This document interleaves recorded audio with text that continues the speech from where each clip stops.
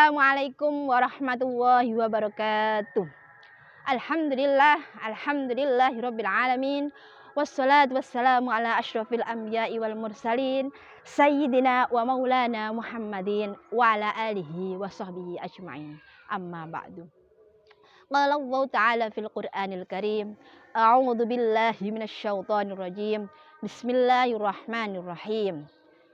Ya ayyuhalladzina amanu ijtanibu katsiran minadh-dhann inna ba'dadh-dhanni ismun wa la tajassasu wa la yaghtab ba'dukum ba'dhan ayuhibbu ahadukum ay ya'kula lahma akhihi maitan fakarihtumuh wattaqullah innallaha tawwabur rahim.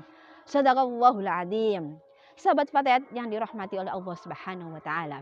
Hakikatnya kita sebagai manusia adalah menjadi orang yang bermanfaat bagi orang banyak. Menjadi pribadi yang baik, saling bersinergi, saling tolong menolong, saling memberikan dukungan, saling memberikan semangat untuk menjadi orang yang lebih baik lagi. Apalagi di bulan berkah ini, bulan Ramadan.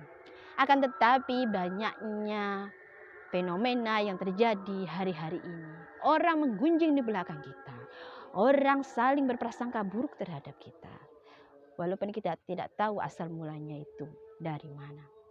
Sahabat Fatayat yang dirahmati oleh Allah Subhanahu wa taala.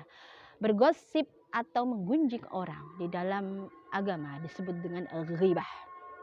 Apakah gibah atau bergosip ini termasuk hal yang membatalkan puasa?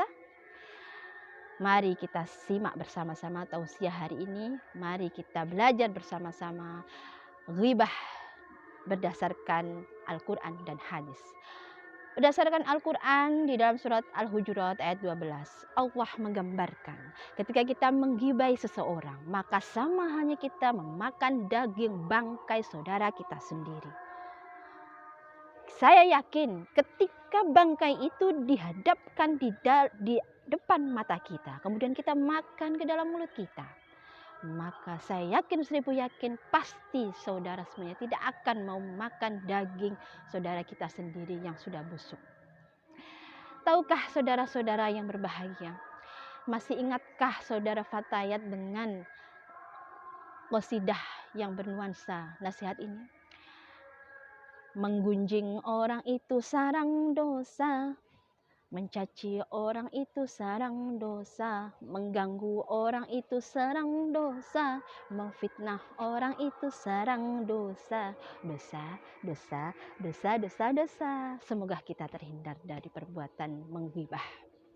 Gosip atau menggibah tidak membatalkan puasa, akan tetapi gosip atau gibah bisa mengurangi pahala di bulan Ramadan ini. Yang kita dapat di bulan Ramadan ini apa? Hanya lapar dan haus saja. Akan tetapi esensi dari Ramadan kita tidak mendapatkan hal itu. Fenomenanya banyak di zaman modern ini. Kita tidak usahlah menunggu menggibah dengan saling tatap muka atau secara offline. Akan tetapi menggibah di dunia hari ini itu cukup dengan berkomentar jelek di dalam akun sosial media kita. Contohnya di akun Facebook atau Instagram bahkan Twitter. Kita sering ada lagi juga yang di grup WA. Itu juga gitu. Kita menggibahi orang. Kita lupa akan itu. Padahal kita sama aja. Menggibah di mana saja itu sama. Akan tetapi tempatnya saja yang berbeda. Sahabat Fatayat yang dirahmati oleh Allah Subhanahu wa taala.